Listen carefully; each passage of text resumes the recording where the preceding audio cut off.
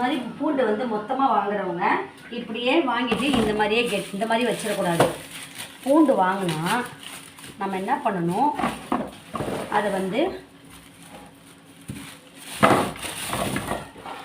இப்போ வந்து நான் என்ன பண்ணிக்க போகிறேன், இதை வந்து தனித்தனியாக இப்படி எடுத்துக்க போகிறேன்.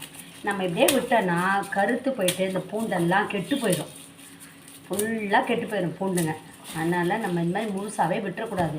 சின்ன சின்ன தனித்தனி பல்லாக இப்படி எடுத்து வச்சிடணும். ஏன்னா இப்போ பூண்டு வந்து ஈரமாக இருக்குது, பச்சை பூண்டாக இருக்குது. அதனால் நம்ம வந்து காய வைக்கிறதுக்காக இது மாதிரி எடுத்து வச்சிடணும். அதுக்கப்புறம் பூண்டை ஃப்ரிட்ஜிலலாம் வைக்கக்கூடாது. டைட்டு டப்பாவில் பாக்ஸிலலாம் போட்டு டைட்டாக மூடி வச்சிடக்கூடாது. காற்றாட இருக்கணும். பூண்டு, வெங்காயம், இந்த கிழங்கு வகைகள் எல்லாம் இந்த பாருங்கள், இது அப்படியே இருந்தனால இந்த பாருங்கள் கருத்து போயிடுச்சு பாருங்கள். இந்த மாதிரி கருப்பாயிடும். இந்த மாதிரி கருப்பாயிடுச்சுன்னா பூண்டு ஃபுல்லாகவே வேஸ்ட் ஆகிடும். பூண்டு வந்து நல்ல சத்தான பொருள் நம்மளுக்கு. கடவுள் தந்த பரிசு இந்த பூண்டெல்லாம். நம்ம உடம்புக்கு அவ்வளோ நல்லது பூண்டு. அதனால் மோஸ்ட்லி பூண்டை யூஸ் பண்ணால் நல்லது.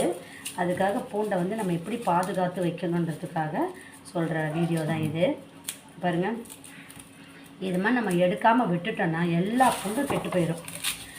அது மாதிரி இப்போ நம்ம வாங்கிட்டு வந்த உடனே இந்த மாதிரி தனித்தனியாக எடுத்து வச்சுட்டு இந்த தோல்கள் எல்லாம் டஸ்ட்பினில் போட்டுடணும். இல்லைன்னா இந்த பூண்டோட தோல் அங்கங்கே காற்றுல பறந்துட்டு கிடக்கும். நம்ம பெருக்கும் போது வீடு ஃபுல்லாக பூண்டாக இருக்கும். அதனால் இதை வந்து கையோடு நம்ம இந்த மாதிரி உரித்து வச்சிடணும். ஒரு பூண்டு டெய்லி சாப்பிட்டுட்டு, பச்சை பூண்டாக சாப்பிட்டுட்டு சுடு தண்ணி குடிச்சு பாருங்கள், உடம்புக்கு அவ்வளோ நல்லது. ஒரு சிலர் சாப்பிட மாட்டாங்க, காட்டமாக இருக்குது அப்படின்ட்டு. ஆனால் இது வந்து அவ்வளோ நல்லது, மூலிகை. எங்கள் அம்மா சொல்லுவாங்க, எங்கள் அம்மா கொடுப்பாங்க எங்களுக்கு டெய்லி ஒரு பூண்டு கொடுப்பாங்க. செமிக்கலைன்னா பூண்டு கொடுப்பாங்க. பூண்டு சாப்பிட்டு தண்ணி குடிய சொல்லுவாங்க. அதனால நாங்கள் சாப்பிட்டு தண்ணி குடிச்சிருக்கோம். பச்சையாக தான் சாப்பிடுவோம். ஒரு சிலர் உப்பு வச்சு சாப்பிடுவாங்க. நாங்கள் வந்து உப்புலாம் வச்சு சாப்பிட மாட்டோம். இதை தோலை எடுத்துட்டு அப்படியே சாப்பிடுவோம். இப்போ வந்து இந்த தோலில் எடுத்துட்டு நம்ம உரிச்சிட்டு இதை வந்து அப்படியே தனியாக எடுத்து போட்டுடணும். பூண்டை பொறுத்த வரைக்கும் அப்படியே வச்சிடக்கூடாது. இது வந்து ஒரு சிலர் இந்த சும்மா நான் வந்து நசிக்கல எடுக்க மாட்டேன், கையிலே இருந்தால் வச்சுருக்கேன். அதுக்கப்புறம் டைம் கிடைக்கும் போது பூண்டை உரித்து கூட ஸ்டோர் பண்ணி வச்சுப்பேன். ஒரு நாளைக்கு 2 நாளைக்கு தான், சும்மா ஒரு வாரத்துக்குலாம் ஸ்டோர் பண்ணி வைக்கக்கூடாது. அந்த டைமுக்கு தேவைன்னா ஒரு நாளைக்கு முன்னாடி நம்ம இந்த தோலை உரித்து வச்சுக்கலாம், அவ்வளோதான். பாருங்க, இதெல்லாம் அப்படியே இருந்தனால முளைச்சா மாதிரி ஆகிடுது, கருப்பு கலர் வந்துடுது. அதனால் நான் வந்து இந்த மாதிரி ட்ரேயில் தான் நான் பூண்டை போட்டு வச்சுப்பேன். நீங்களும் இந்த மாதிரி செய்யுங்க.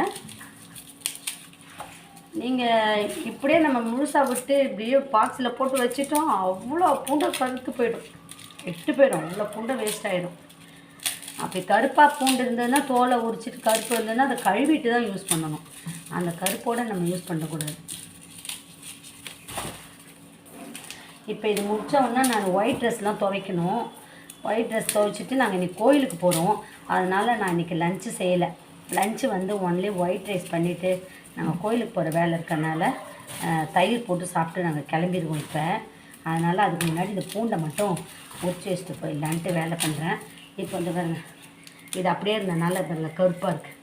இந்த மாதிரி கருப்பு வந்துடக்கூடாதுன்னா நாம் வந்து உரிச்சு வச்சுருது. இதெல்லாம் உரிச்சு வச்சிட்டோன்னா காற்றுல நல்லா காற்றாட இருக்கும், அது பாட்டு கிடக்கும், ஒரு மாதத்துக்கு கூட கிடக்கும், கிடவே கிடாது பூண்டுன்னா. ஆனால் இந்த மாதிரி உரிச்சு வச்சிடணும்.